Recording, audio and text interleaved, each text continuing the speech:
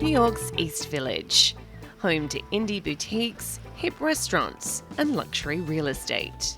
Running through the heart of the area is St. Mark's Place. Once the dangerous and derelict epicenter of the city's punk scene, the street now features fast food eateries and souvenir shops. But it was here in 1979 the counterculture venue Club 57 was born in the basement of this Polish church. What was it about the East Village that made it particularly fertile ground for an artistic community at that time? The devastation of the neighborhood, the fact that it allowed folks with no money and no budget to do things, that was one of the important parts of it. These were folks that were art students, most of them were art students from the School of Visual Arts, who wanted, of course, to get into the uptown museums and uptown galleries and had no way in. So they decided in DUI, we're going to do it ourselves, we're going to open our own club and do our own exhibitions. Now the iconic club is being recreated in the basement of the Museum of Modern Art, shedding light on how the venue spawned a new pedigree of artists and galleries. At the centre of it all was one of the club's founding curators, performance artist Anne Magnuson. What was the club and the area like back then? I think the two words that come up for me to describe the club is chaotic and collaborative.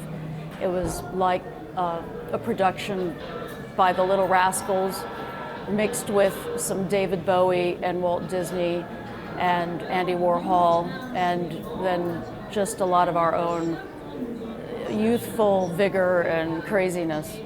Club 57 fast became a popular hangout for local artists like Keith Haring and Jean-Michel Basquiat, a creative and fun space that fueled interdisciplinary collaboration. From performances to film screenings to installations like this one, the artists at Club 57 were continually creating, but many of them never would have dreamed that their work would one day be shown in a museum like this one. So to think about here we are now at MoMA, it's like a dream come true. I'm like, what? I mean, you couldn't even get your fingers in the door in the East Village years ago with a gallery, and now years later, here we are being spotlit at MoMA. Not everyone was a fan of Club 57 though. The noise irked the neighbour's Asian immigrant population who campaigned to shut it down. But they weren't the only ones fixating on the space. The art world was taking notice too. The club scene in the East Village definitely, in terms of its own longevity, was its own worst enemy because it made the neighborhood so cool and so attractive and a place that people wanted to come to, the new place to look at art and also to socialize, that it very rapidly became attractive. And as soon as the Fun Gallery opened, it was very quickly followed by a number of other galleries, and that raised the property values significantly and forced a number of the clubs to close. So they had actually run their course. I mean, these are precious moments. They have a limited time. These are not franchise operations that are going to continue for many years. But Club 57 shutting its doors didn't spell the end for many of its patrons.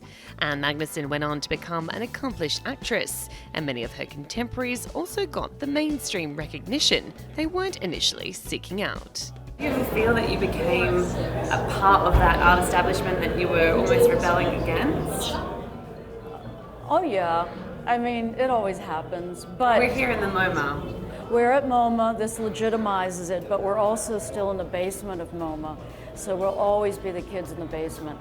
They may be the kids in the basement, but their impact was far-reaching. Club 57's time was brief, closing its doors within 5 years, but its influence and legacy continues to be felt, even if the neighborhood that spanned it has dramatically changed. Jade Barker, TRT World, New York.